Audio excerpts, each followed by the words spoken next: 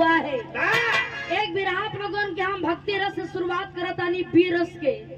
जरा आप लोग गौर करिए, 4 लाइन भूमिका से कहना है मास्टर कैसे।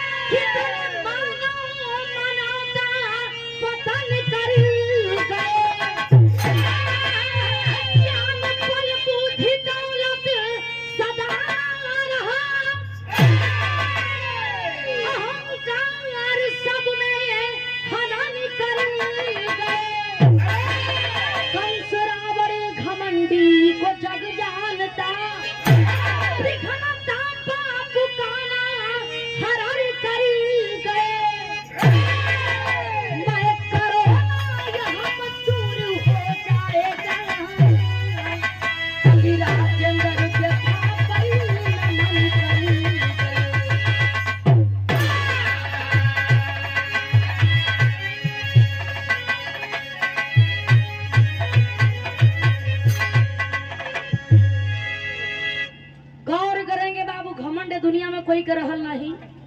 यहाँ एक लाइन गजल का अंदाज है, गजल वाले भाई जरा गौर करिए कैसे मास्टर।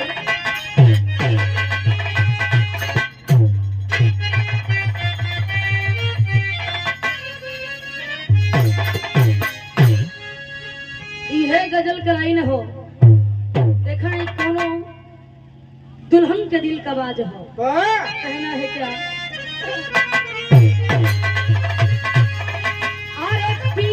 जिसको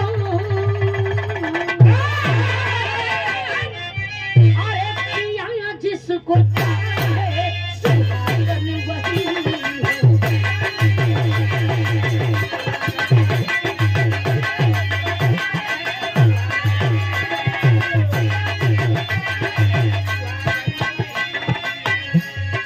पिया जिसको चाहे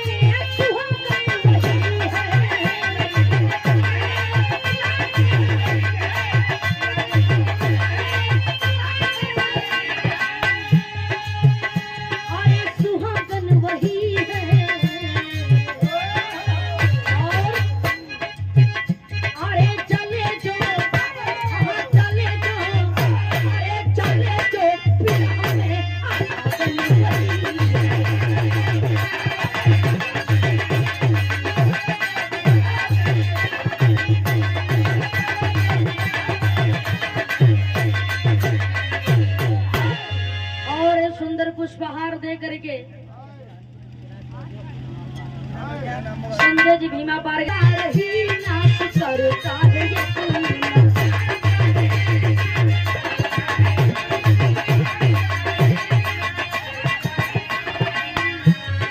अहंकार ही नाश करता है।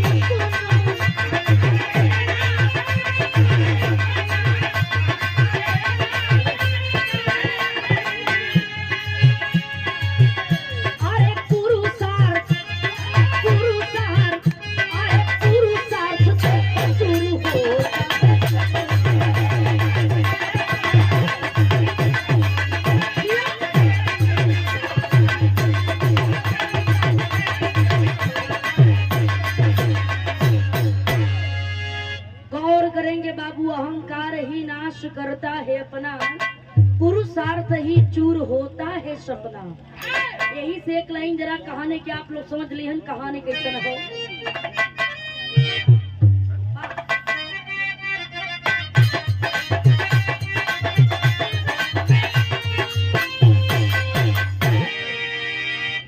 एक दिन आपस में बैठी, एक दिन आपस में बैठी, सब कहने लगी कहानी अंजलि का गरीसा देवी तेरे महारानी। कहानी पर जरा गौर करेंगे। मर्यादा पुरुषोत्तम रामचंद्र जी लंका की लड़ाई को जीत करके आते हैं। अयोध्या नगरी में जब अलन उस समय मर्यादा पुरुषोत्तम रामचंद्र जी, लक्ष्मण जी और सीता जी और पूरी वानर सेना वापस आती है। अयोध्या नगरी में पूरा घर घर दीप जला करके लोग मर्यादा पुरुषोत्तम रामचंद्र जी का स्वागत किए और सम्मान किए। आकर के राजाभिषेक होता है, आकर के अपने सिंहासन पर बैठते हैं और रामचंद्र जी राजा बनते हैं।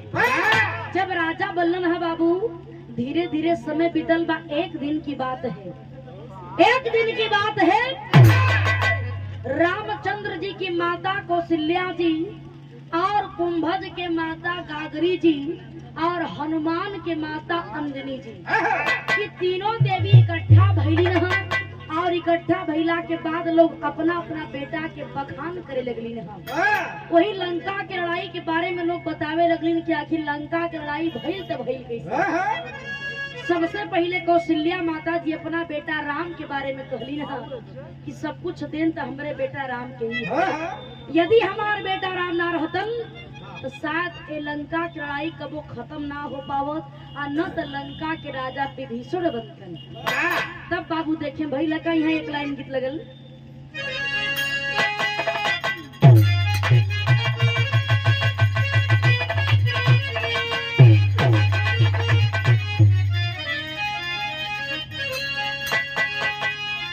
यह गीत के लाइन हो, कोनो दुल्हन अपना परदेसी सैया से परेशान बे, कह दिया कि जाला तो 3-3 साल पर घरे आवेला। बात ओकरे बीचो में तो बाबू खुदा संभारन।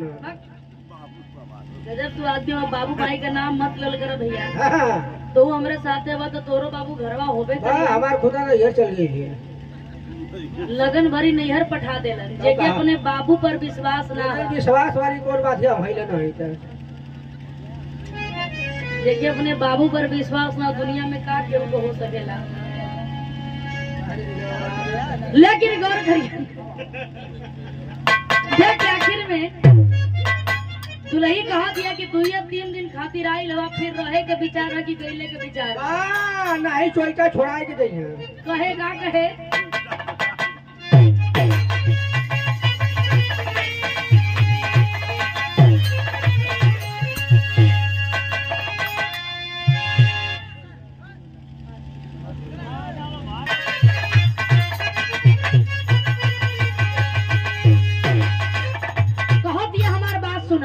कह दिया कैसे, हो जिया कबले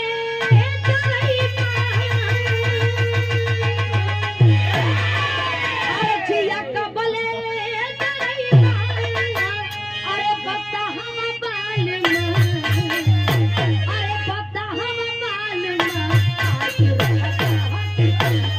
बता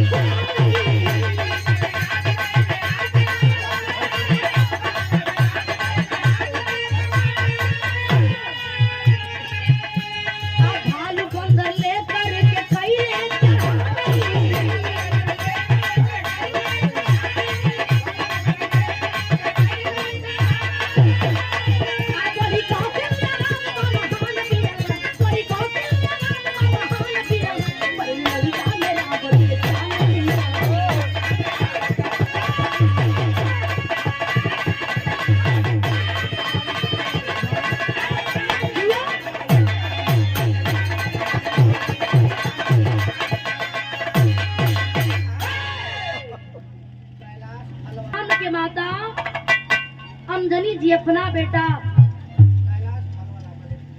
और एक कैलाश फल वाला हनुमान के बारे में कहत रही हमार बेटा ना रहतन तो होत का कागज मास्टर यहाँ गीत लगल हो।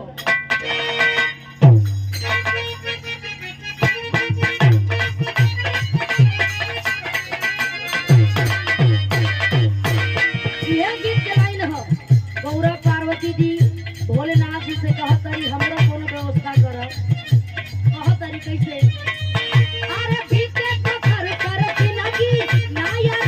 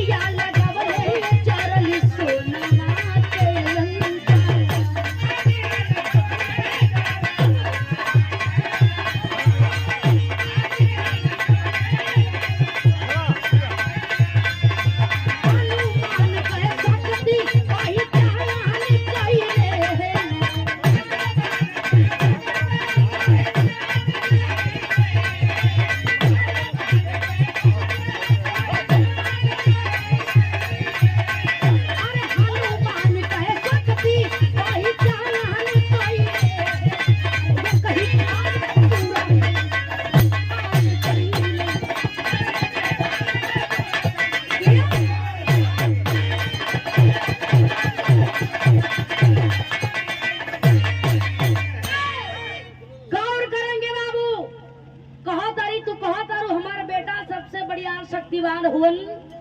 तोहार बेटा राम रावण के कैसे मरलन विभीषण के कहला पर कि रावण के नाभि में अमृत बा, जबले अमृत सुखावल ना जाई तब तक रावण कबो मरिए ना सकेला।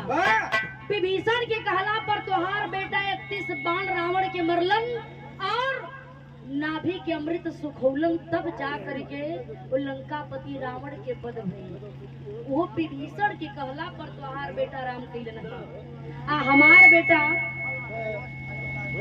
कैलाश फल वाले भैया मलेठी से कौशल्या माता जी संगनी कहत तारी कि यदि हमार बेटा हनुमान ना रहतन, हमरे बेटा हनुमान का देन बा कि जौने विशाल समंदर के न तो लंबाई के था बा न तो चौड़ाई के था बा, वो विशाल समंदर के हमार बेटा हनुमान ने कही फाल में लांग करके एक पार से वो पार चल गईलन।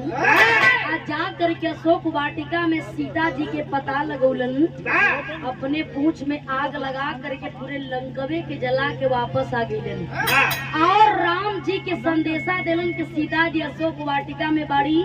तब जा करके तोहार बेटा राम वो लंका पर चढ़ाई कैलन।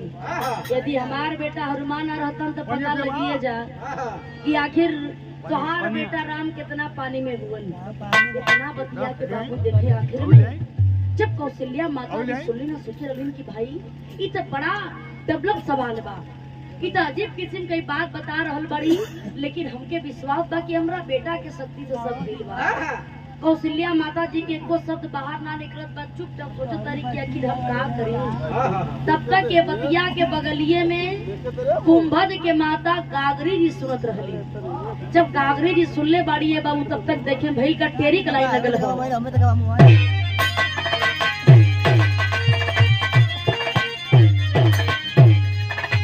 अरे अनुरागल बाया बहस में मनवा, अरे अनुरागल बाया बहस में मनवा, तके कर लाल बड़ा बात में चिंता लागल।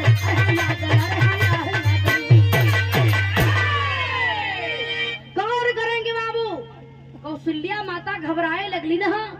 तब तक देखें कुंभज के माता गागरी जी कहता रही कि दोनों लोग अपन अपन बकवास बंद करा। हम दोनों जानी के ताकत के देख ले बानी, केकर बेटा कितना पानी में हुवन। विशाल समंदर के बारे में बतिए मत करा।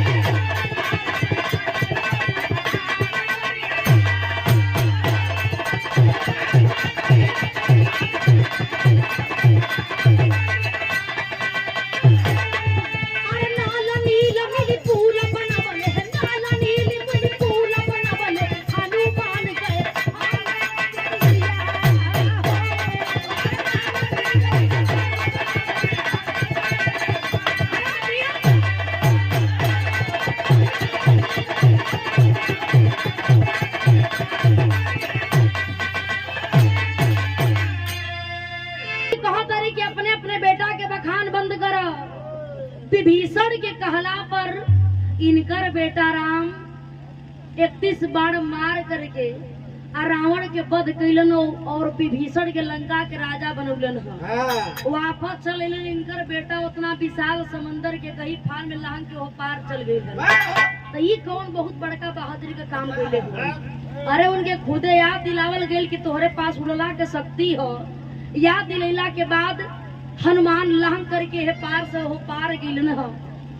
और जौने विशाल समंदर के बात करत है, उतना विशाल समंदर में नल और नील दुइये जानी मिल के बहुत भारी पुल बांधे के लोग काम कैलस।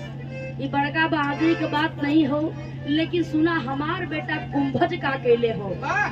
जौने समंदर के ना तो लंबाई के था रहल ना तो चौड़ाई के था रहल, लेकिन हमार बेटा तो बहादुरी दिखैले है कि कोनो जोड़ नहीं हो। कैलाश फल वाले भैया के ओर कुंभज के माता अपना बेटा के बारे में बता रहल बाड़ी। गागरी जी कह रहल बाड़ी का मास्टर अल्लाह के लाइन हो।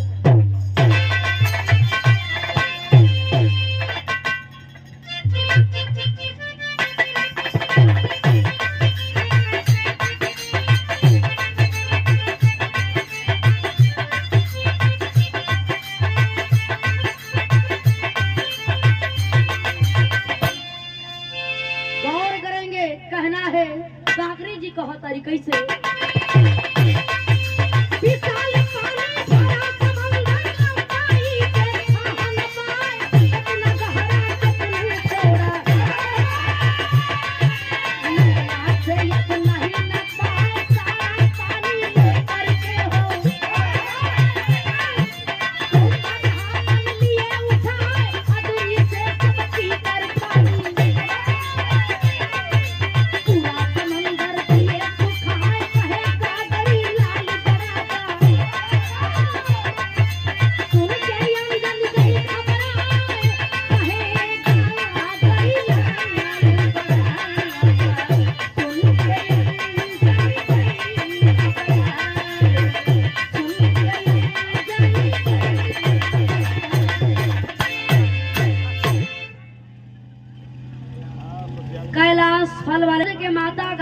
कलिन की जोने विशाल समंदर के लोग बात करत रह, उतना विशाल समंदर के पानी के न तो लंबाई के था, न चौड़ाई के था, न गहराई के था। उतना विशाल समंदर के पानी के हमार बेटा कुंभज एक ही बार में अजूरी में उठा करके अब पूरे परिये के कहीं बार में पी गई। का हमरा बेटा भी बढ़िया शक्तिवान केहू का बेटा हो, उतना विशाल पानी के पी करके कहीं बार में अजूरी में उठा के पी के पूरा समंदर के हमार बेटा सुखा देलस।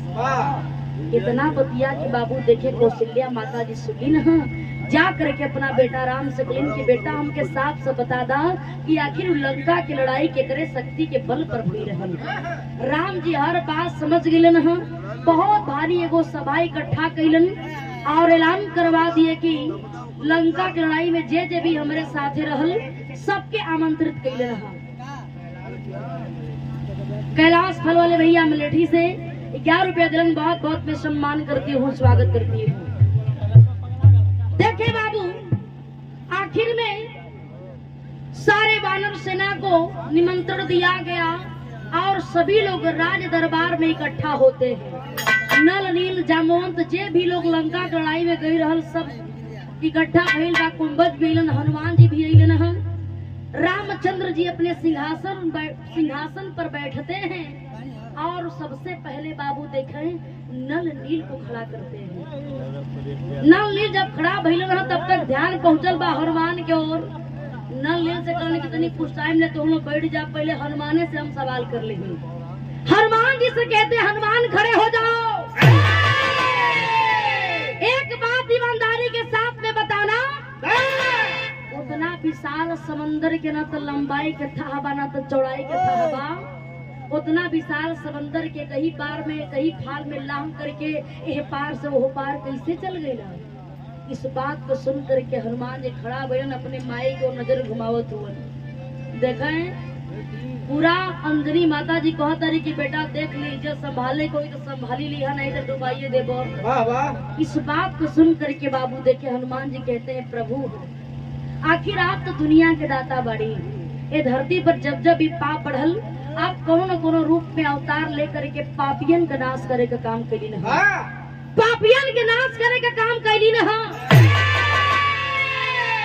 तो हम कौना खेत के मुरई बाड़ी, सब रउआ के कृपा से भइल हो प्रभु। जौने समय रात कहलिन ओ समय हम उड़ गई, आ जब माँ कहलिन एह पार से हम ओह पार चल गई। यानी रा और माँ मिलकर के जब राम शब्द बनल, आपका शक्ति हमरा के मिलल, हम आपके शक्ति से उतना विशाल समंदर के कई पार में लांग करके एह पार से ओह पार चल गई। मन हमान कोनो बरेता ना बा प्रभु, सब आपके मर्जी से भइल बा, सब आपके कृपा से भइल। इतना बतिया बाबू देखिए हनुमान जी कहलन हाँ। रामचंद्र जी सुन करके बड़ा खुश भइलन, कहलन कि हनुमान बैठ जाओ, नल नील खड़े हो जाओ, अब तुम्हारी बारी आ गई है, खड़े हो जाओ और बिल्कुल सही सही ईमानदारी के साथ में बताना उतना विशाल समुंदर में उतना भारी पुल बांधे का काम आप लोग कैसे कैला। हाथ जोड़ करके नल नील हुए बतिया कलन की प्रभु सब आपके कृपा से भइल हो। एगो पथरा पर हम रा लिखी, दूसर का पथरा पर म लिखी, आज जब ओकरा के लिख करके समंदर में छोड़ी ना, रा और म मिल करके एक में ज्वाइंट हो जाए और आपके शक्ति से धीरे धीरे हमने के दोनों लोग मिल करके उतना बढ़िया भारी पुल बांधे का काम कर सब आपके मर्जी से भइल, सब आपके कृपा से भइल हो।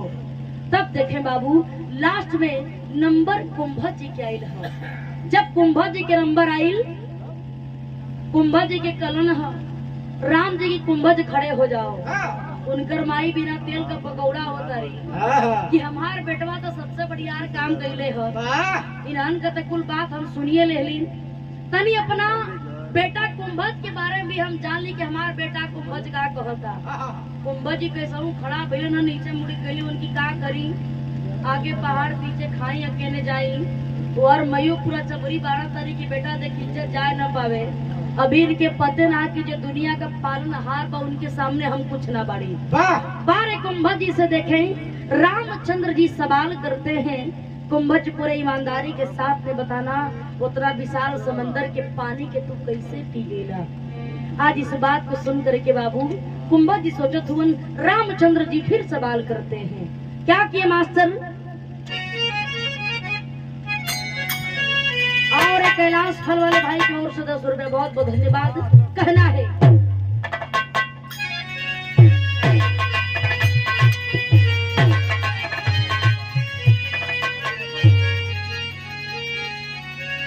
कुंभज महाराज और देव हम के ये समझाई है।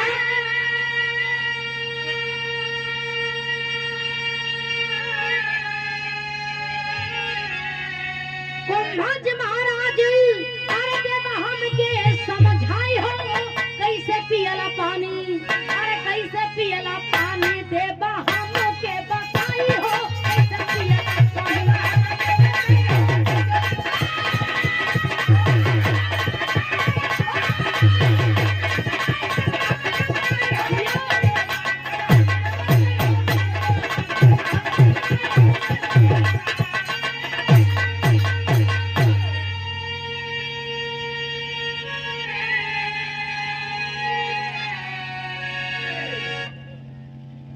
गौर करेंगे बाबू।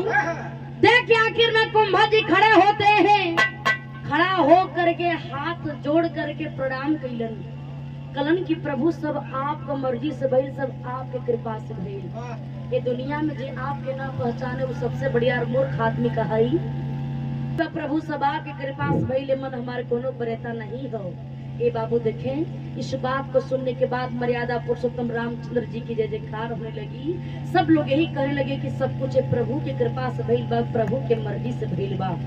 जब जब भी धरती पर पाप बढ़ेला बाबू, भगवान कोनो न कोनो रूप में अवतार ले करके पापियन का नाश करे के काम करेलन। और खबर मिलल बा कि कलयुग में कलकी भगवान का जन्म हुई। काहे से कि जितना पाप कलयुग में बढ़ रहल बा उतना पाप तो कोनो युग में रहले ना हुई। वो सब ऐसी तो कोरोना में बढ़ गया। हाँ सही बात है। क से कोरोना और क से कलकी भगवान का जन्म हुई और पापियन के नाश करी गई। तो प्रभु की भक्ति में बहुत बड़ी शक्ति होती है। सब लोग रामचंद्र जी की जय जयकार करे लागल। तो कहानी खत्म भइल। आखिरी लाइन हो बिहारी गुरु रमन श्यामा भय स्वर्ग के वासे।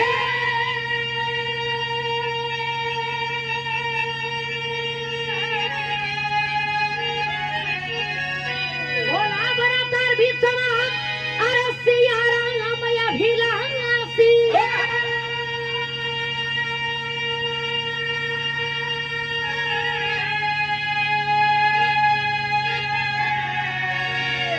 अनुरागल